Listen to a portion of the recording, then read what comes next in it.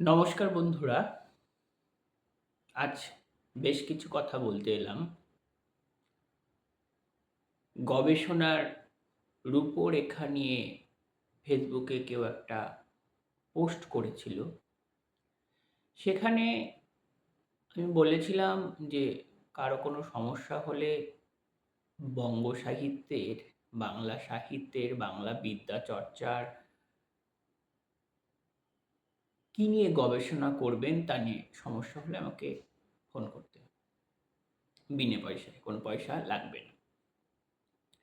সেক্ষেত্রে বেশ কিছু ফোন এসেছিল, তাদের সঙ্গে কথা বললাম, তাদেরকে বুঝিয়ে বললাম কিভাবে গবেষণাটা হতে পারে। এতগুলি ফোন এলো, তখন মনে হলো যে একটা বক্তব্য এখানে রেখে দিই, সেটা শুনে নিলেই হয়ে যাবে। প্রত্যেককে বারে বারে ফোনে বোঝানো সেটা সম্ভব হবে না। অনেক বিশ্ববিদ্যালয় এখন পিএইচডির জন্য অনেক সিট, পরীক্ষায় পাশের সংখ্যাও অনেক বেশি, গবেষণার সুযোগও অনেক বেশি, এবং গবেষণা করতে গিয়ে কিছু প্রশ্নের সম্মুখীন হতে হয়। সেই সব নিয়ে কিছু কথা বলবো, এবং আধুনিক বাংলা সাহিত্যের কোন কোন বিষয়ে গবেষণা হয়নি বা কিভাবে গবেষণা পত্র প্রস্তুত করবেন তা নিয়ে কিছু বলবো। প্রথমেই বলে রাখি যে গবেষণার যে সংক্ষিপ্ত সার, সাইনপসিস, তার কিছু রীতি পদ্ধতি আছে। সেই পদ্ধতি অনুসারে আপনাকে সেটাকে সাজাতে হবে। যে কোনো একটা বা দুটো মডেল আপনি দেখলেই বুঝে যাবেন, বা আমার কাছে বহু মডেল আছে, আপনারা নিয়ে নেবেন। তার কিছু নির্দিষ্ট পদ্ধতি আছে, যেমন বিষয় বিবরণী। যে বিষয়টি নিয়ে আপনি গবেষণা করছেন তার সংক্ষিপ্ত রূপরেখা। গবেষণা জিজ্ঞাসা, কেন আপনি এই গবেষণাটা করছেন? এই গবেষণার সারবস্তু কী? এই গবেষণার প্রয়োজনীয়তা কোথায়? এই গবেষণার মূল্য কোথায়? কেন এই গবেষণাটা করা জরুরি? তার আর্থসামাজিক, রাজনৈতিক, সাংস্কৃতিক ভাষ্য কেন গুরুত্বপূর্ণ? ইত্যাদি ইত্যাদি। গবেষণার পদ্ধতি আছে। এটা একটা খুব সহজ, যে অন্তত বাংলা সাহিত্য নিয়ে গবেষণা করলে পদ্ধতি সব একই, যদি না সেটা ক্ষেত্র সমীক্ষা হয়। এবং পূর্ববর্তী গবেষণার রূপরেখা, আপনি যে গবেষণাটি করছেন সেই নিয়ে পূর্বে কী কী গবেষণা হয়েছে ইত্যাদি একটা সংক্ষিপ্ত পরিসরে রূপদান।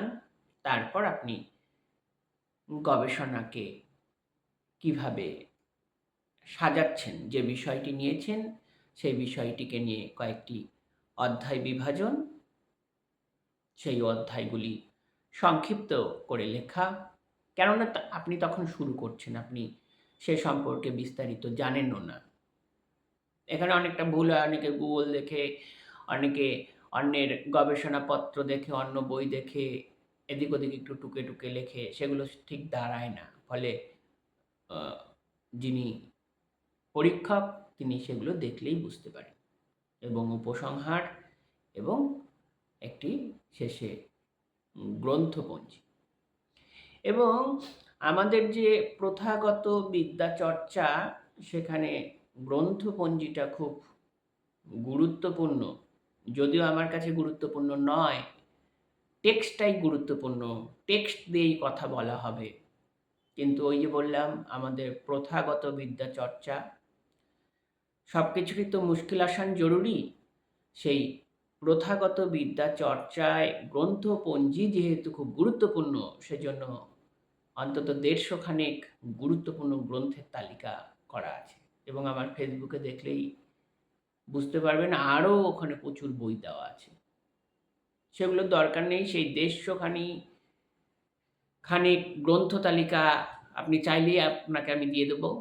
সেগুলো থেকে যেগুলি জরুরি সেগুলি ওখানে আপনি বসিয়ে দেবেন। যে ঠাকুর যে ফুলে সন্তুষ্ট হয়। এবং সেটা কিন্তু বুঝতে হবে আপনার গবেষণা কী বিষয় নিয়ে আপনি আর কোন গ্রন্থ তালিকা ওখানে দিচ্ছেন। এবং মাস্টারমশাই কিন্তু আপনার থেকে অনেক বেশি অভিজ্ঞ, অনেক বেশি দক্ষ। তার চোখে ধরা যাতে না পড়ে সেটা আপনার মাথায় রাখতে হবে। তারপরে যেটি আসে সেটি হলো যে কী বিষয় নিয়ে গবেষণা করবেন এবং বিশ্ববিদ্যালয়ের ক্ষেত্রে যে প্রশ্নের মুখোমুখি হতে হয় সেটা হলো এই বিষয় নিয়ে গবেষণা হয়ে গেছে। হ্যাঁ, একটা সাধারণ প্রশ্ন, এই বিষয় নিয়ে গবেষণা হয়ে গেছে। হতেই পারে। এক রবীন্দ্রনাথ ঠাকুরকে নিয়ে ৪০০-র বেশি শুধু পিএইচডি হয়ে গেছে, সেসব তালিকাও আছে। তারপরও রবীন্দ্রনাথ ঠাকুরকে নিয়ে আপনি যদি গবেষণা করতে যান, লিখতে যান, আপনাকে নতুন কথা লিখতে হবে। নতুন কথা লিখতে হবে মানে মুখে মুখে শুধু নতুন, না সত্যি তার নতুন ব্যাখ্যা, নতুন পর্যালোচনা, নতুন বিশ্লেষণ। এইটা খুব জরুরি প্রশ্ন যে যা নিয়ে আপনি গবেষণা করবেন সে সম্পর্কে নতুন ভাষ্য আপনাকে প্রদান করতে হবে। না হলে আপনি টিকতে পারবেন না। মাস্টারমশাই খুব একটি সহজ প্রশ্নের মাধ্যমেই আপনাকে বাতিল করে দেবে যে এই বিষয়ে গবেষণা হয়ে গেছে। ধরুন দেবেশ রায়কে নিয়ে ২৫টি পিএইচডি হয়েছে, হয়নি এতগুলি, আমি এমনি বলছি। তারপরও দেবেশ রায়কে নিয়ে নতুন কথা বলা যায়, নতুন কথা বলার পরিসর আছে এবং সেই জন্য আপনাকে প্রথম থেকে সেইভাবে প্রস্তুতি নিতে হবে। যে বিষয়টায় ফাঁক থেকে যায় তা হলো আমরা কলেজ এবং বিশ্ববিদ্যালয়ে পড়াকালীন খুব বেশি টেক্সটের সঙ্গে পরিচিত হই না, কতিপয় ছাত্রছাত্রী বাদ দিয়ে। তার নানা কারণ আছে, সে কারণ আমি আর বলছি না। তারপর গবেষণা করতে এসে একটি বিষয় আপনারা নির্বাচন করেন, তার অজস্র রেফারেন্স খোঁজেন এবং রেফারেন্স পড়ে পড়ে, টেক্সট পড়ে তার একটা সারাংশ দাঁড় করান, ফলে সেটা ঠিক দাঁড়ায় না। আপনার প্রথম কাজ হবে প্রচুর পরিমাণে টেক্সট পড়া। প্রচুর পরিমাণে টেক্সট না পড়লে একটা বিষয়ের যথার্থ নির্যাস, একটা টেক্সটের তার ভাষা, তার উপস্থাপন, তার বয়ান কৌশল, তার আঙ্গিক, তার বিশ্লেষণ এবং সেই টেক্সটের সঙ্গে আরও একাধিক টেক্সটের মিল কোথায় আপনি দেখাতে পারবেন না। ধরুন তারাশঙ্কর বন্দ্যোপাধ্যায়ের ওই ২-৪টি উপন্যাস পড়েছেন বা তাও পড়েননি, সিলেবাসে ১-২টি ছিল, সেই কোথাও ধাত্রীদেবতা কবি, কোথাও আরোগ্যনিকেতন বা হাসুলিবাকের উপকথা গণদেবতা। হাসুলিবাকের উপকথাটাও বৃহৎ টেক্সট ধরে আপনি পড়েননি, ২-৪টি রেফারেন্স পড়েই উতরে গেছেন। এখন গবেষণা করতে এসেছেন, এসে দেখছেন কয়েকজন লেখককে বেছে নিয়েছেন, তাদের টেক্সট পড়ছেন। তারাশঙ্করের উত্তরাসুরি কারা সেটা আর ধরতে পারছেন না।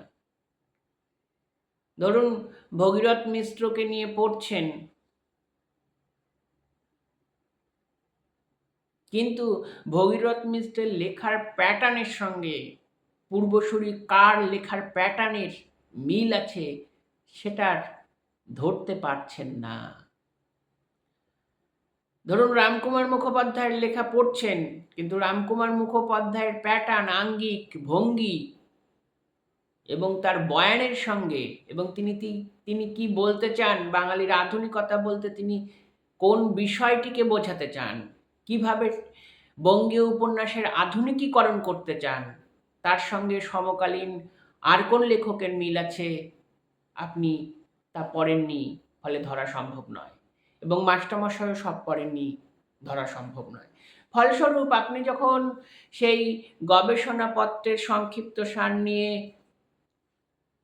মঞ্চে উপস্থিত হচ্ছেন, পরীক্ষাস্থলে যাচ্ছেন, ভাইবা দিচ্ছেন, তিনি খুব সহজেই আপনাকে বাতিল করে দিচ্ছেন। এখানে প্রথম কথা হলো, আপনি একটি বিষয়কে বেছে নেবেন এবং বিষয়কে নিয়ে অন্তত ১ বছর ১.৫ বছর পড়াশোনা করুন। লাইব্রেরি থেকে বই নিয়ে, টাকা হলে নিজের বইকে নিয়ে। চটজলদি যদি আপনি সেটাকে করেন, ১ মাসের মধ্যে ১.৫ মাসের মধ্যে একটা গবেষণাপত্র আপনি রেডি করে ফেললেন, তারপর পরীক্ষা হলে গেলেন, মাস্টারমশাইয়ের পক্ষে বাতিল করে দেওয়া খুব সহজ। কারণ মাস্টারমশাই আপনার থেকে অনেকটা বেশি জানেন। কিছু কিছু ক্ষেত্রে সেই টেকনিক দিয়ে, সেই চেয়ার দিয়ে, তার ক্ষমতা দিয়ে আপনাকে তিনি বাতিল করে দেবেন এবং বলবেন এ নিয়ে গবেষণা হয়ে গেছে। সেক্ষেত্রে আপনার প্রথম প্রশ্ন হবে যে এ নিয়ে যে গবেষণা হয়েছে তা বাদ দিয়ে আমি নতুন কথা বলতে চেয়েছি, এটা শুধু মুখের কথা নয়। কেন বলতে চেয়েছি, যা গবেষণা হয়েছে তার থেকে আমারটা কোথায় আলাদা এবং আমার নতুন কথাটা কি, এই কথাগুলি আপনার গবেষণাপত্রে লিখতে হবে এবং প্রেজেন্টেশনের সময় খুব জোরালোভাবে বলতে হবে। অর্থাৎ যিনি পরীক্ষক তাকে বোঝাতে হবে কেন তোমার গবেষণাটা নতুন এবং যথার্থই আধুনিক এবং প্রয়োজন আছে।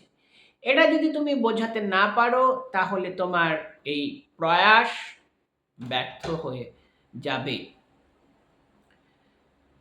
এক্ষেত্রে আরো কিছু জরুরি প্রশ্ন, যে কেউ কেউ এসব করার পরও তারা নির্বাচিত হন না।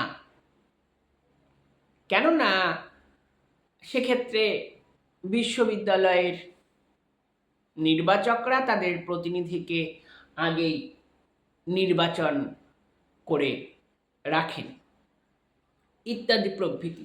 তারপরও কিছু প্রশ্ন থেকে যায়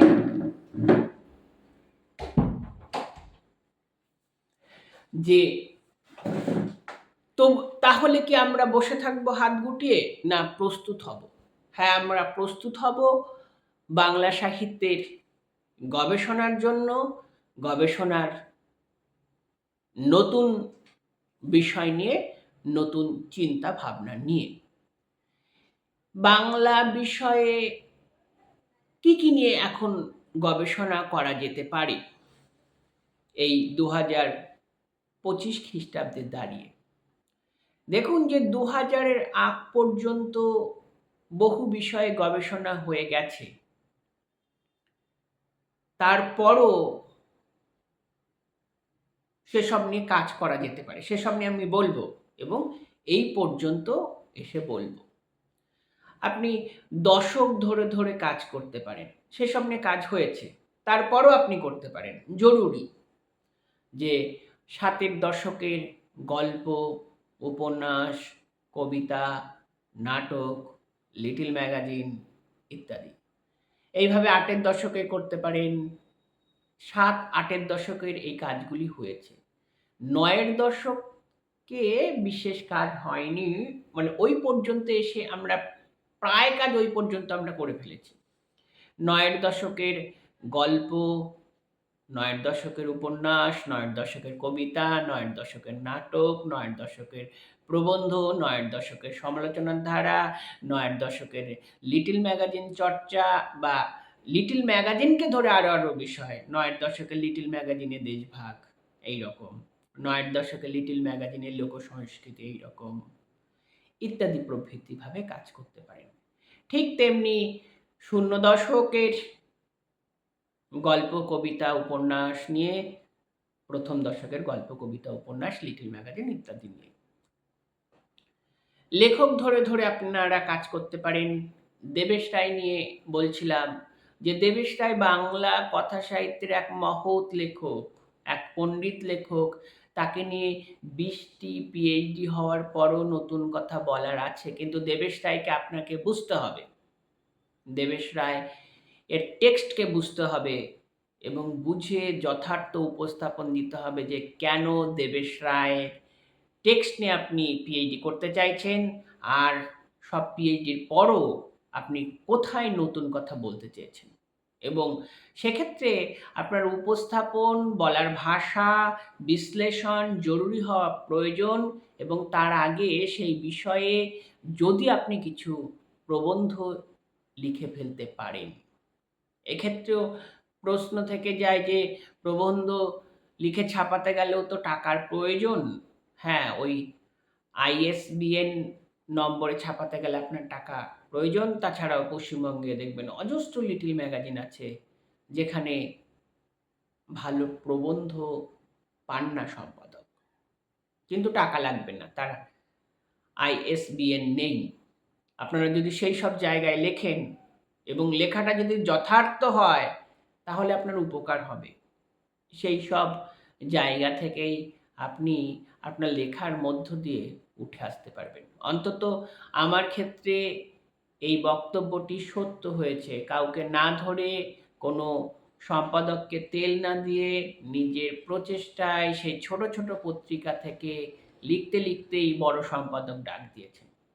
এবং গবেষণার আগে যদি ২-৪টি প্রবন্ধ আপনার ছাপা হয়ে যায়, সেই প্রবন্ধগুলি আপনি যদি সেই ভাইবা বোর্ডে নিয়ে যান এবং দেখান যে দেখুন আমার বক্তব্যটা এই, এবং দক্ষ মাস্টারমশাই, সব মাস্টারমশাই কম বেশি দক্ষ, তারা অল্প দেখেই বুঝে যেতে পারবেন যে একজন ছাত্রের দক্ষতা কোথায়। ১ম পরিচ্ছেদ দেখেই বোঝা যায় যে লেখাটা নতুন না চর্বিত চর্বণ, না লেখার জন্য লেখা ইত্যাদি প্রভৃতি। দেবেশ রায়কে নিয়ে করতে পারেন। আমি বেশ কিছু লেখকদের নাম বলে যাচ্ছি। রামকুমার মুখোপাধ্যায়কে নিয়ে করতে পারেন,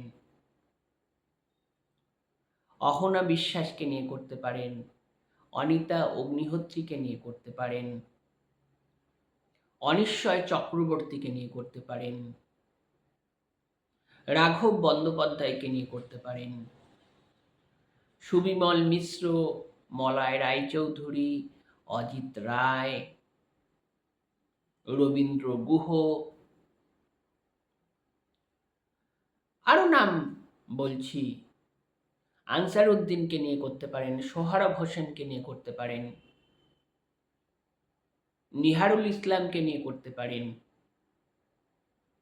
তৃপ্তি সাঁতরাকে নিয়ে করতে পারেন, পীযূষ ভট্টাচার্যকে নিয়ে করতে পারেন, নিত্য মালাকারকে নিয়ে করতে পারেন, সন্তোষ সিংহকে নিয়ে করতে পারেন।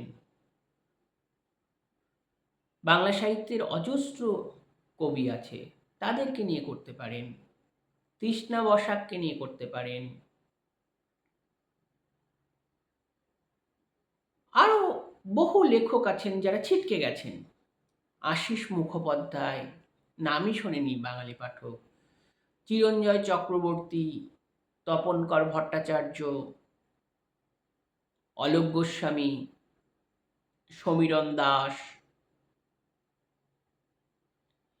এদেরকে নিয়ে আপনি করতে পারেন। আরও বহু নাম আছে। রণবীর পুরকায়স্থকে নিয়ে করতে পারেন, শিশির দাসকে নিয়ে করতে পারেন, দেবজ্যোতি রায়কে নিয়ে করতে পারেন,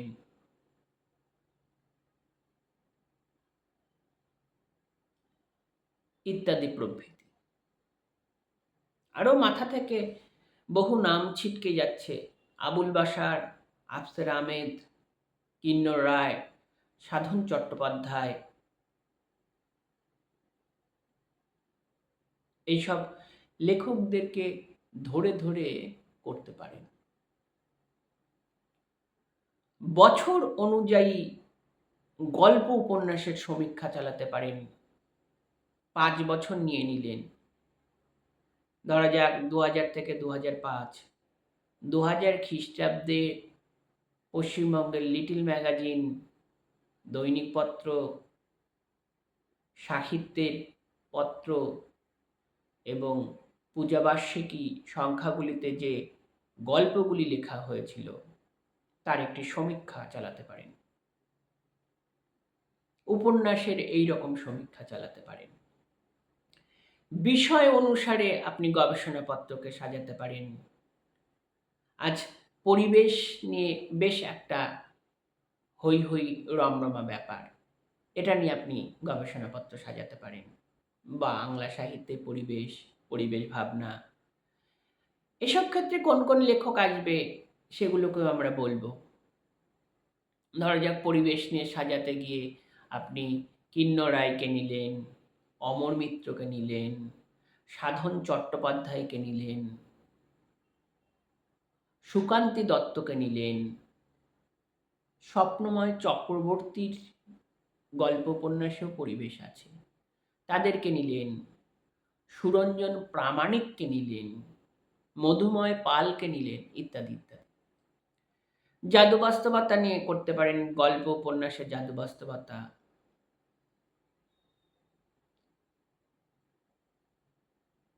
আজকের বাংলা উপন্যাসে দেশভাগের একটা ঢেউ এসেছে, সেই দেশভাগের চর্চা নিয়ে করতে পারেন। আজকের বাংলা সাহিত্যে জীবনী উপন্যাস লেখা হচ্ছে। সমীরণ দাস, বিনোদ ঘোষাল, অভিজিৎ চৌধুরী, অনিরুদ্ধ চক্রবর্তী, আরও কেউ কেউ জীবনী উপন্যাস লিখছেন, তাদেরকে নিয়ে করতে পারেন। আজকের সাহিত্যে মিথ পুরাণের নবনির্মাণ চলছে। শেকড়ের খোঁজে, আঙ্গিকের খোঁজে বাঙালি লেখক ঘরে ফিরতে চাইছে, তাদেরকে নিয়ে করতে পারেন। বাংলার নিজস্ব ন্যারেটিভ উপন্যাস, ইউরোপীয় উপন্যাসের আদল থেকে বেরিয়ে এসে বাঙালি লেখকরা কিভাবে তার নিজের জাতিসত্তার খোঁজে নেমে গেছে, তাদেরকে নিয়ে করতে পারেন। সেসব ক্ষেত্রে দেখবেন যে উপকথা, উপাখ্যান, পুরাণ ইত্যাদি নামে বহু উপন্যাস রয়েছে। যেমন ধরুন বৃত্তান্ত নামে রয়েছে পুরাণ, ধরুন ভাত পুরাণ, পালা পুরাণ, অজস্র নাম করতে পারি এসব। সেসব নিয়ে আমার কাছে তালিকা করা আছে, আমি আপনাকে দিতে পারব। উপাখ্যান নামে অজস্র উপন্যাস, অর্থাৎ ন্যারেটিভকে তারা বাঙালির শেকড়ের খোঁজে নিয়ে যাচ্ছেন। উত্তর আধুনিক উপন্যাস নিয়ে করতে পারেন। বাংলা উপন্যাস, কবিতায়, গল্পে যৌনতা নিয়ে করতে পারেন। তৃতীয় লিঙ্গ নিয়ে করতে পারেন। নিম্ন বর্গের চর্চা নিয়ে করতে পারেন। এসব ক্ষেত্রে কিন্তু আপনাকে অনেকটা এগিয়ে আসতে হবে, অর্থাৎ 8-এর দশক বা 9-এর দশক থেকে শুরু করে এই একবিংশ শতাব্দীর অন্তত 20 বছর পর্যন্ত ধরতে হবে যে নিম্ন বর্গের চর্চা 1990 থেকে 2020, তাহলে আপনার একটা গ্রহণযোগ্যতা অনেকটা বৃদ্ধি পাবে। নইলে শুধু বাংলা উপন্যাসের নিম্নবর্গ দেখালো 1940 থেকে 1980, এটা প্রাধান্য পাবে না। এই বিষয় নিয়ে কাজ হয়ে গেছে। এবং জেলা কেন্দ্রিক সাহিত্য চর্চার রূপরেখা নির্মাণ করতে পারেন। বাংলা গল্পে পুরুলিয়া, বাংলা উপন্যাসে পুরুলিয়া, বাংলা উপন্যাসে বীরভূম ইত্যাদি। পরিবেশ নিয়ে অগ্রগণ্য লেখক জয়া মিত্র, তার কথা বলতে হবে, নামটা বাদ পড়ে গিয়েছিল। জয়া মিত্রকে নিয়েও পৃথকভাবে গবেষণা করতে পারেন। নলিনী বেরা, সৈকত রক্ষিত ইত্যাদিকে নিয়েও গবেষণা করতে পারেন। এসব নিয়ে বেশ কিছু গবেষণা হয়েছে ইতিমধ্যেই। আসলে এরা এখন বাংলা সাহিত্যের সিনিয়র লেখক হয়ে গেছেন। 60-এর দশক, মানে জীবনের 70টি বসন্ত তারা পার করে ফেলেছেন, ফলে গবেষণা হয়ে গেছে। মোদ্দা কথা হলো, যে উপন্যাসটি যে লেখা হচ্ছে, লেখকের যে বইটি বেরিয়ে যাচ্ছে, তা নিয়ে তার পরের দিন থেকেই বেশ কিছু চর্চা চিন্তা চলছে এবং বেশ কিছু লিটল ম্যাগাজিনে সেসব নিয়ে কিন্তু আলোচনাই বলি, প্রবন্ধই বলি, সমালোচনাই বলি প্রকাশিত হচ্ছে। আমাদের কাছে সেগুলোর খোঁজ থাকে না, কারোর কাছেই সম্পূর্ণ খোঁজ থাকে না, কিন্তু লেখকের কাছে থাকে। অর্থাৎ এই নিয়ে গবেষণা হয়নি, এটি ভুল প্রশ্ন। সেটা প্রথাগত গবেষণা আর স্বাধীন গবেষণার কথা বলতে পারেন। পরের দিনই সংবাদপত্রে হোক, লিটল ম্যাগাজিনে হোক, আলোচনা চলছে। সে সমস্ত আপনাকে সংগ্রহ করতে হবে। আর আপনি যদি টেক্সটটাকে খুব ভালোভাবে বুঝতে পারেন, তাহলে সে সমস্ত সংগ্রহের বিশেষ প্রয়োজন নেই। অন্তত আমার ক্ষেত্রে, যে আমার কাছে টেক্সটটা আছে, এতকাল অজস্র টেক্সট পড়ে এসেছি, এই টেক্সটটাকে আমি অন্য লেখাগুলোকে সরিয়ে রেখে, এই টেক্সট সম্পর্কিত লেখাগুলিকে সরিয়ে রেখে আমি নিজের মতো করে বিশ্লেষণ করব। সেই বিশ্লেষণের পদ্ধতি জানি। এক্ষেত্রে আপনার নিজস্ব একটা ভাষা জরুরি। ভাষাটাকে আপনাকে শিখতেই হবে। ভাষাটা না শিখলে আপনি লিখতে পারবেন না। অর্থাৎ সাধারণ ভাষা দিয়ে গুরুত্বপূর্ণ প্রবন্ধ লেখা যায় না। সহজ করেই লিখুন, সাধারণ করেই লিখুন, কিন্তু ভাষার মধ্যে একটা মিস্টিসিজম বলুন, বা একটা ব্যঙ্গাত্মক ভাব বলুন, বা শব্দচয়ন বিশ্লেষণের একটা নতুন প্রবণতা জরুরি, না হলে আপনি পারবেন না। যে কথায় ছিলাম, যে যৌনতা নিয়ে অনেক কাজ করা যেতে পারে। তারপর জেলা কেন্দ্রিক সাহিত্যের কথা বললাম। বাংলা সাহিত্যর যে আর ভুবনগুলি রয়েছে, যেমন ধরুন বর্তমানের বাংলাদেশের সাহিত্য চর্চার গতি প্রকৃতি কী, উপন্যাসের গতি প্রকৃতি কী, গল্পের গতি প্রকৃতি কী, এসব নিয়ে করতে পারেন। ঝাড়খণ্ডে বসে যায় বাঙালি বাংলা সাহিত্য নিয়ে লিখছেন, তাদেরকে নিয়ে চর্চা করতে পারেন। উত্তর পূর্বের বাংলা সাহিত্য, উত্তর পূর্বের বাংলা উপন্যাস, গল্প, প্রবন্ধ, লিটল ম্যাগাজিন এসব নিয়ে করতে পারেন। বিদেশে বসে যারা বাংলা সাহিত্য নিয়ে লিখছেন, ডায়াসপরা সাহিত্য যাকে বলা হচ্ছে, সেসব নিয়ে আপনি কাজ করতে পারেন। সেই সব লেখকরা অজস্র নাম বলতে পারি: তসলিমা নাসরিন, নবকুমার বসু, কুলদার রায়, স্মৃতি ভদ্র, দীপেন ভট্টাচার্য, প্রীতম বসু, আরও অজস্র নাম রয়েছে। তাদেরকে নিয়ে চর্চা করতে পারেন। বহির্বঙ্গের বাংলা সাহিত্যকে নিয়ে চর্চা করতে পারেন। বাংলা সাহিত্য মানে এখানে কবিতা, গল্প, উপন্যাস, লিটল ম্যাগাজিন সমস্ত কিছু নিয়েই বলছি। বাংলা উপন্যাস, কবিতা, নাটকে, গল্পে লোকসংস্কৃতি কিভাবে এসেছে, লোকসংস্কৃতির যে বিবিধ ভাগ, সেই ছড়া, প্রবাদ, লোকাচার, ধাঁধা, এসব নিয়েও পৃথক পৃথক কাজ আপনি করতে পারেন। তুলনামূলক সাহিত্য চর্চায় অংশগ্রহণ করতে পারেন। যদি সেটা আপনার MA ক্লাসে বিষয় থাকে তাহলে খুব ভালো হয়। ভারতীয় সাহিত্যের সঙ্গে বাংলা সাহিত্যের তুলনা, এবং সেগুলো সাল ধরে ধরে 20 বছর 30 বছরের ইতিহাস ধরে ধরে এবং গল্প, উপন্যাস, কবিতা নিয়ে যতটা আলোচনা আজ হচ্ছে, প্রবন্ধ নিয়ে কিন্তু ততটা আলোচনা হচ্ছে না। অর্থাৎ প্রবন্ধেরও যে ইতিহাস আছে, যে ইতিহাস আমরা এতকাল পড়ে এসেছি, বিশেষ করে সমালোচনার ইতিহাস, আজকের সেই সমালোচনার ইতিহাস নিয়ে কাজ জরুরি। ধরুন তপোধীর ভট্টাচার্যের সমগ্র লেখাপত্র নিয়ে আপনি কাজ করতে পারেন, অশ্রুকুমার শিকদারের লেখাপত্র নিয়ে কাজ করতে পারেন, একটি কাজ আমি দেখেছি। বিমল মুখোপাধ্যায়ের লেখাপত্র নিয়ে কাজ করতে পারেন, সুমিতা চক্রবর্তীকে নিয়ে কাজ করতে পারেন। এগুলো নতুন বিষয়, এগুলোকে নিয়ে কাজ হয়নি বা ভাববার মতো জায়গায় বাঙালি এখনো পৌঁছয়নি। সুধীর চক্রবর্তীকে নিয়ে কাজ করতে পারেন। বাংলা সাহিত্যের আরও যারা পণ্ডিত মানুষ রয়েছেন প্রবন্ধের ক্ষেত্রে, তাদেরকে নিয়ে আপনি কাজ করতে পারেন। এবং আজকের উপন্যাসের সমালোচনা নিয়ে কাজ করতে পারেন।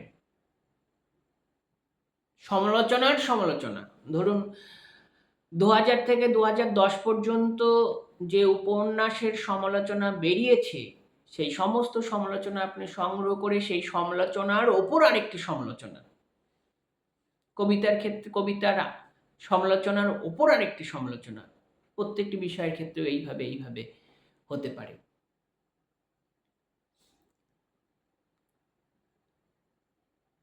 যে কাজ আরও হতে পারে তা হলো আঙ্গিক নিয়ে, গল্প, কবিতা, উপন্যাস, নাটকের ফর্ম নিয়ে, স্ট্রাকচার নিয়ে।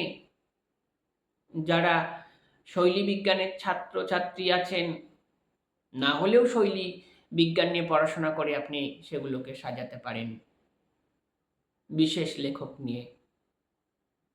রাঘব বন্দ্যোপাধ্যায়ের শৈলী কেমন, রামকুমার মুখোপাধ্যায়ের শৈলী কেমন, দেবেশ রায়ের শৈলী কেমন, অমিয় ভূষণের শৈলী কেমন, ইত্যাদি নিয়ে। বাংলা সাহিত্যে প্রতিষ্ঠান বিরোধী লেখকদের নিয়ে গবেষণা করতে পারেন, প্রতিষ্ঠান বিরোধী লিটল ম্যাগাজিন নিয়ে গবেষণা করতে পারেন। লিটল ম্যাগাজিনের গল্প চর্চা, লিটল ম্যাগাজিনের উপন্যাস চর্চা, লিটল ম্যাগাজিন চর্চা, এসব নিয়ে আপনি করতে পারেন। আপনি গবেষণা করতে পারেন বাংলা সাহিত্যে বিতর্ক নিয়ে, যদিও আজ বিতর্কের জায়গাটা খুব কম, সেই রকম নেগেটিভ লেখা চোখে পড়ে না। সেসব খুঁজে বের করে আপনি দেখতে পারবেন। এবং পাঠান্তরটা কিন্তু আজ আর নেই। আমি আমার গবেষণার একটি অধ্যায় রেখেছিলাম যে অমর মিত্রের উপন্যাসের পাঠান্তর। এখন আমরা রবীন্দ্র সাহিত্য, বঙ্কিম সাহিত্যের পাঠান্তর দেখেছি, তারপরের থেকেই পাঠান্তর বিষয়টার প্রতি আগ্রহ নেই। যে তারাশঙ্করের উপন্যাসের পাঠান্তর, বিভূতিভূষণের উপন্যাসের পাঠান্তর, অত দূরে না গিয়েও আজকের উপন্যাসের পাঠান্তর, ধরুন যে স্বপ্নময় চক্রবর্তীকেই ধরুন, যে তার পত্রিকায় যখন লেখাগুলি বেরিয়েছিল, তারপর গ্রন্থে প্রকাশিত হওয়ার পর দুটো পাঠ মিলিয়ে দেখা। আজকের উপন্যাসে পাঠান্তর খুব কম পাওয়া যায়, কিন্তু খুঁজলে পাওয়া যেতে পারে। অন্তত আমি যখন অমর মিত্রের উপন্যাস নিয়ে করেছিলাম, আমি সেই পূজা সংখ্যার সঙ্গে প্রকাশিত উপন্যাসকে মিলিয়ে পাঠান্তর দেখাতে সক্ষম হয়েছিলাম। আমার বিশ্বাস আপনিও পারবেন, একটু চেষ্টা করলেই পারবেন। পরিশ্রমটা করতে হবে, পরিশ্রম না করলে হবে না। এবং অনেকেই বলেন যে যেমন তেমন করে একটা পিএইচডি করে দেব, এটা ঠিক না এ কারণেই যে আপনি একটি প্রবন্ধ লিখছেন, পিএইচডির কথায় পরে আসছি। সেই প্রবন্ধটি তো ছাপা হচ্ছে, অন্তত 50 কপিও যদি বিক্রি হয় বা বিনে পয়সায় দেওয়া হয় 50 জনকে, তার মধ্যে 10 জন তো পড়বে, এবং 10 জনের মধ্যে ধরুন 5 জন পুরোটা পড়লো আর 5 জন সামান্য পড়েই পড়লো না। এই যে সামান্য পড়েই পড়লো না, তার মানে 5 জন পড়ার চেষ্টা করেছিল, কিন্তু আপনার লেখাটা পড়ার উপযোগী হয়নি বলে সে আর পড়েনি। 5 জন পড়েছে। সেখানে ওই লেখাটি আপনি যদি সঠিক লেখেন এবং গুরুত্বপূর্ণ করে তোলেন, এবং লেখাটিকে যদি প্রাসঙ্গিক করে তোলেন, যে লেখককে নিয়ে আপনি বিশ্লেষণ করছেন, সেই বিশ্লেষণটা যদি জরুরি হয়ে যায়, তাহলে সেই 5 জনের মধ্য থেকে 2 জন আপনার নামটি অন্য সম্পাদকের কাছে জানাবে। আমার ক্ষেত্রে তাই হয়েছে। সেই সম্পাদক আপনার কাছে আবার লেখা চাইবে। এইভাবেই আপনার বৃত্তটা ধীরে ধীরে বেড়ে যাবে। অর্থাৎ আপনি নিজেকে প্রস্তুত করবেন। প্রস্তুত না করলে ওই মাস্টারমশাইকে বলতে হবে, ওই মাস্টারমশাইয়ের পেছনে ঘুরঘুর করতে হবে, ইত্যাদি ইত্যাদি। তাতে 2-4 জন ঘুরঘুর করে সফল হবেন, 2-4 জন ব্যর্থ হবেন, এই ঘটবে। আপনি নিজের অস্তিত্বের প্রতি বিশ্বাস রাখবেন, এবং শুধু বিশ্বাস নয়, আপনি কেন বাংলা সাহিত্যের গবেষক হিসেবে জরুরি, এটাকে আপনাকে প্রমাণ করতে হবে। তাহলে আপনাকে পিএইচডির সুযোগ দিতে বাধ্য। সময় একটু বেশি লাগতে পারে, এবং সেজন্য নিরন্তর পাঠ ক্রিয়া। হ্যাঁ, বই কেনার টাকা না থাকলে লাইব্রেরি থেকে পড়বেন। আমি একদা 3-4টে লাইব্রেরি ব্যবহার করতাম, এবং যে বইটি আপনি চাইছেন সে বইটি পাওয়া যাচ্ছে না, বাদ দিন। যে বইটি লাইব্রেরিতে আছে সেই বইটি নিন, সেই বইটি পড়ে তার থেকে নতুন সত্য বের করার চেষ্টা করুন। এভাবেও হয়, এভাবেও কাজ করা যায়, হতে পারে। যেটা আমার কাছে আছে সেটা পড়ে আমি নতুন কথা বলবো।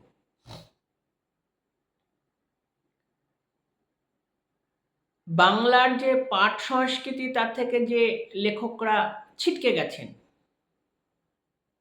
ধরুন শম্ভু রক্ষিত, পার্থপ্রতিম কাঞ্জিলাল, আরও অনেক কবি, তাদেরকে নিয়ে কাজ করতে পারেন।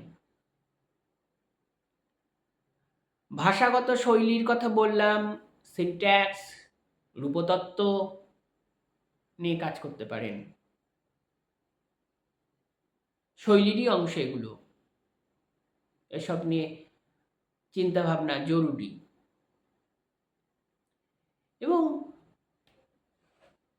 বাংলা সাহিত্যের ক্ষেত্রে আরও বেশি গুরুত্বপূর্ণ যে সমস্ত লেখক ছিটকে গেলেন, যে একটা বড় পুরস্কার পাবার পরই একজন লেখকের সঙ্গে আমাদের পরিচয় ঘটে, হৈ হৈ উন্মাদনা বৃদ্ধি পায়, কিন্তু বহু ক্ষেত্রে সেই পুরস্কার জোটে না, কারণ পুরস্কারেরও অনেক ধান্দাপানি ব্যাপার আছে, লাইনবাজি ব্যাপার আছে, তোষামদের ব্যাপার আছে। প্রকৃত লেখক সেসব থেকে ছিটকে যায়। ধরুন শৈলেশ্বর ঘোষকে নিয়ে কাজ করতে পারেন, সুভাষ ঘোষকে নিয়ে কাজ করতে পারেন, হাংরি আন্দোলন নিয়ে কাজ করতে পারেন। বেশ কিছু কাজ হয়েছে, আরও কাজ করতে পারেন। সুবিমল মিশ্র নিয়ে কাজ করতে পারেন, বাসুদেব ঘোষকে নিয়ে কাজ করতে পারেন। সাধন চট্টোপাধ্যায় নিয়ে কাজ হয়েছে, আপনি আরো এগিয়ে আসুন। 10টি উপন্যাস বেছে নিন, সেই 10টি উপন্যাসের তুলনামূলক আলোচনা নিয়ে একটা পিএইচডি সাজান। সেই বা 5টি মহাকাব্যিক উপন্যাস নিয়ে নিলেন, সেই 5টি মহাকাব্যিক উপন্যাস নিয়ে তাদের লেখকদের নিয়ে একটি অধ্যায়, 5টি উপন্যাসের ইতিহাস নিয়ে একটি অধ্যায়, 5টি উপন্যাসের ন্যারেটিভ নিয়ে একটি অধ্যায়, 5টি উপন্যাসের আঙ্গিক নিয়ে একটি অধ্যায়, 5টি উপন্যাস নিয়ে তুলনামূলক একটি অধ্যায়, 5টি উপন্যাসের ভাষা শৈলী নিয়ে একটি অধ্যায় হতেই হবে। এবং যারা পরীক্ষক তাদের মধ্যে 2-4 জন তো সৎ থাকবেনই, যারা আপনার কাজটা দেখে খুশি হবেন, সেখানে সিট না থাকলেও অন্য কোথাও আপনি আবার যখন ওই বিষয়টি নিয়ে যাবেন তখন সেইটি নিয়ে পরীক্ষা দিতে পারেন। এবং এক্ষেত্রে আরও জরুরি যে নিরন্তর পাঠ ক্রিয়া, নাহলে আপনি পারবেন না। আপনি একটি যে গবেষণার সংক্ষিপ্তসার সাজিয়েছেন সেটা নিয়ে চলছেন, হবে না। 4-5টা করে ফেলুন। এবং বিশ্বাস করুন, আমি যখন গবেষণা করতে যাই বা আমার যখন মানে সেই রেজিস্ট্রেশন হবে, সাইনোপসিসটা রেডি করছি, আমি আমার ম্যাডামকে বলেছিলাম যে আমার কাছে 3টি তৈরি আছে, আপনি যেটা বলবেন সেটা নিয়ে আমি করে দেব। তখন আমার হাতে ছিল অমর মিত্রের উপন্যাস নিয়ে অনেকটা কাজ করা, বাংলা ছোট গল্পে মুসলিম জীবন নিয়ে অনেকটা কাজ করা, উত্তরবঙ্গের গল্প চর্চা নিয়ে অনেকটা কাজ করা। তিনি আমাকে বললেন, তোমার যেটা সুবিধা হবে সেটা নিয়েই করো। আমি বলেছিলাম, আপনি যেটা বলবেন সেটাই আমি করব। তখন বললো, এটা নিয়েই করো। ঠিক আছে। এইরকম 4-5টি বিষয় নিয়ে আপনি নিজেকে প্রস্তুত রাখুন, কারণ আপনার হাতে তো অঢেল সময়। দিনে 4-5 ঘন্টা করে পড়তেই পারেন। এখন আমি দিনে অন্তত পক্ষে 8-9 ঘন্টা পড়ি। এটা মুখের কথা নয়, একদম সত্য বাস্তব। কেন আপনি পড়বেন না?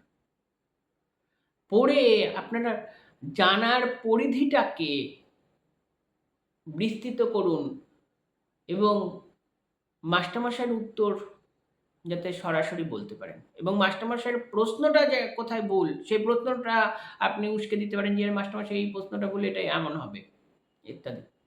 চাকরির ক্ষেত্রে আলাদা, সেখানে সিট নেই, আপনার চাকরি দেওয়া হবে না। 2-4টি ভুল প্রশ্ন, কঠিন প্রশ্ন করে আপনাকে বাতিল করে দেওয়া হবে। এক্ষেত্রেও বাতিল করে দেওয়ার জন্যই হবে, কারণ সিটই থাকে 10টা। পরীক্ষক কি করবেন? পরীক্ষায় অংশগ্রহণ করেছেন একাধিক।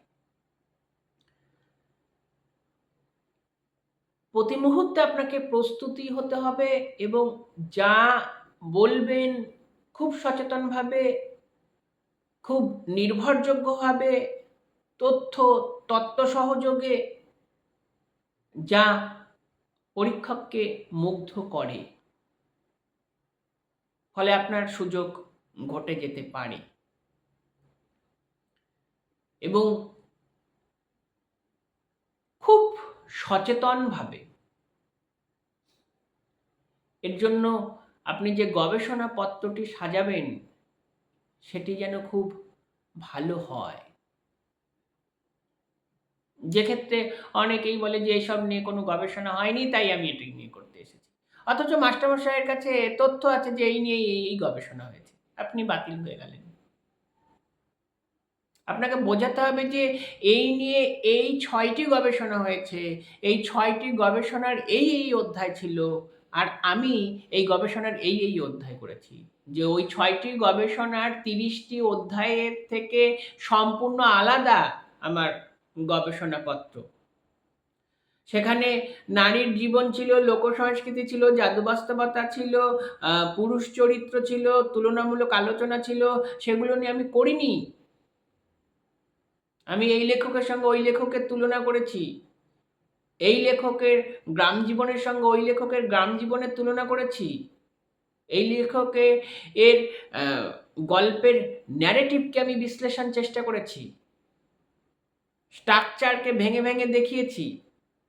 অর্থাৎ কোথায় পৃথক এটা আপনাকে বোঝাতেই হবে, প্রয়োজনে যেটা আপনি করতে পারেন যে যখন আপনি যাচ্ছেন ওই বিষয় নিয়ে যে ৫ টি গবেষণা হয়েছে সেই গবেষণাপত্রের অধ্যায় বিভাজন আপনি জেরক্স করে নিয়ে যেতে পারেন, যে বোঝাতে পারেন যে এইগুলো হয়নি এবং খুব জোরের সঙ্গে জোরালোভাবে। তাহলে আপনার গবেষণাপত্র হয়তো গ্রহণ হতে পারে। সাধন চট্টোপাধ্যায় গুরুত্বপূর্ণ লেখক। তাকে নিয়ে অজস্র কথা বলা যায়, অজস্র কথা বলা আছে, বলার প্রয়োজন আছে। এবং গবেষণা হয়ে গেছে মানে কি গবেষণা হয়েছে? ওই শুধু তো গল্পের সারাংশ, উপন্যাসের সারাংশ, এই বলেছেন, ওই বলেছেন ইত্যাদি প্রভৃতি।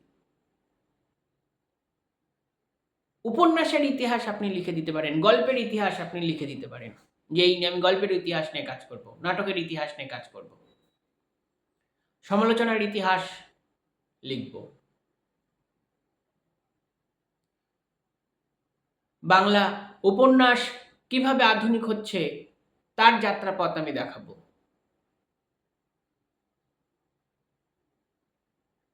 টেক্সটকে ভেঙে ভেঙে আমি দেখাবো, ইত্যাদি নিয়ে আপনি ভাবতে পারেন, চিন্তা করতে পারেন। আসলে আপনাকে ভাবতে হবে, চিন্তা করতে হবে এবং সেই সম্পর্কিত বিষয়গুলোকে আগে ভালো করে পড়ে নিতে হবে। এবং আবারও বলছি, অজস্র টেক্সট না পড়লে আপনি পারবেন না। আপনার লেখা এবং বিশ্লেষণ নড়বড়ে হয়ে যাবে। এখন প্রশ্ন হচ্ছে সময় কোথায়? কলেজ, বিশ্ববিদ্যালয়ে আমাদের অনেক সময় নষ্ট হয়ে গেছে, তারপরেও আর ফাঁকি নয়। ফাঁকি হলে আপনি পারবেন না। অনেকে লাইনবাজি করে, তোষামদগিরি করে সুযোগ পেয়ে যাচ্ছে, আপনিও করতে পারেন। কিন্তু ওই যে কেউ সফল হবে, কেউ ব্যর্থ হবে, ব্যর্থদের জন্য আমি বলছি, যারা ওইসব করতে পারবেন না, তারা নিজেকে প্রস্তুত করুন। নবনীতা দেবসেনকে নিয়ে কাজ হয়েছে, আবারও করতে পারেন। সুতপা সেনগুপ্তকে নিয়ে কাজ করতে পারেন। বা বিশ্ববিদ্যালয়ে কি গবেষণা হয়েছে, ধরুন একটি বিশ্ববিদ্যালয়ের নাম বলছি, উত্তরবঙ্গ বিশ্ববিদ্যালয়। উত্তরবঙ্গ বিশ্ববিদ্যালয়ে 2000 থেকে 2005 পর্যন্ত বা 10 পর্যন্ত বাংলা বিভাগে যে গবেষণাগুলো হয়েছে সেই গবেষণাপত্রগুলি আপনি লাইব্রেরিতে পেয়ে যাবেন। সেই গবেষণাপত্রের ওপর আবার আপনি গবেষণা করবেন, যে বিশ্ববিদ্যালয়ের এই 10 বছরের গবেষণার ওপর গবেষণা। তার একটা শিরোনাম হবে, অধ্যায় বিভাজন করে নেবেন যে গল্প নিয়ে কী কী কাজ হয়েছে, কবিতা নিয়ে, নাটক নিয়ে, উপন্যাস নিয়ে, লিটল ম্যাগাজিন নিয়ে, লোকসংস্কৃতি নিয়ে, ভাষা নিয়ে। তার মধ্যে 5টি 6টি অধ্যায় বিভাজন করে সেই গবেষণার উপর আবার আপনি সমালোচনা লিখবেন। সেই গবেষণা, এবং তার জন্য সেই গবেষকের টেক্সট আপনাকে পড়তে হবে, গবেষণাপত্র পড়তে হবে তার উপর। এইগুলো মারাত্মক কাজ হয়ে যাবে। আপনি করতে পারলে একটি গবেষণার দ্বারাই আপনি রাতারাতি খ্যাতি হয়ে যাবেন। এবং চটজলদি কাজ হিসাবে যেগুলো করবেন সেগুলো খুব ভিত্তিহীন, কারণ ওই ঘুরে ফিরে দয়া দক্ষিণার উপর নির্ভর করতে হবে। একটি কাজ করবেন, খুব ভালো করে করুন, যাতে সেই গবেষণাপত্র দিয়েও আপনার খ্যাতি, প্রচার বা চাকরির পরীক্ষায় যে পরীক্ষক থাকবেন তার কাছে যেন খবরটা থাকে যে এর গবেষণাপত্রটি বিশেষ গুরুত্বপূর্ণ।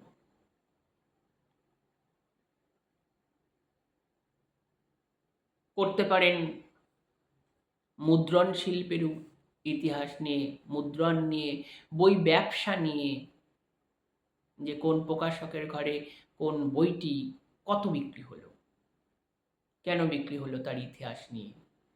কলেজ স্ট্রিট থেকেই আপনি এই কাজ করে দিতে পারবেন।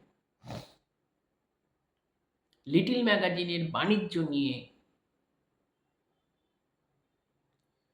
লিটল ম্যাগাজিনের বিষয় নিয়ে লিটল ম্যাগাজিনে দেশভাগ চর্চা, লিটল ম্যাগাজিনে কবিতা চর্চা, লিটল ম্যাগাজিনে গল্পের আঙ্গিক চর্চা, লিটল ম্যাগাজিনে প্রতিষ্ঠান বিরোধিতা, লিটল ম্যাগাজিনে সুন্দরবন চর্চা, লিটল ম্যাগাজিনে ইতিহাস চর্চা, জেলার সাহিত্য চর্চা, বহু বহু বিষয় নিয়ে আপনি যখনই ধীরে ধীরে পড়া শুরু করবেন, আপনার চোখ কান একা একাই খুলে যাবে। তখন কারো কাছে জিজ্ঞাসার প্রয়োজন হবে না, কিন্তু নিজেকে প্রস্তুত করতে হবে এবং নিরন্তর পড়াশোনা, নিরন্তর পড়াশোনা ছাড়া এ পথ সহজ নয়।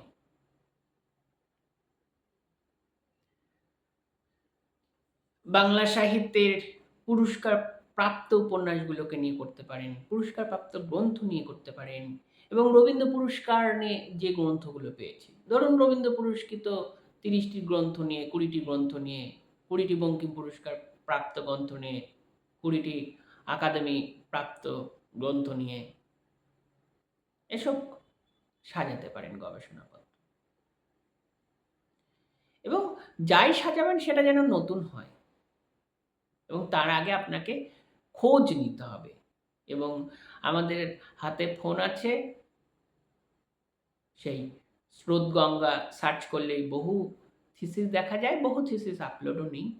আপনি বিশ্ববিদ্যালয়ে গিয়ে খোঁজ করলেই সেসব পেয়ে যাবেন। অনেকক্ষণ বললাম, হয়তো কিছু কাজে লাগবে, এরপরও বহু কথা থাকে। হ্যাঁ, প্রয়োজনে আবার ফোন করবেন, ফোনেই সেসব নিয়ে আলোচনা করব। ধন্যবাদ, ভালো থাকুন।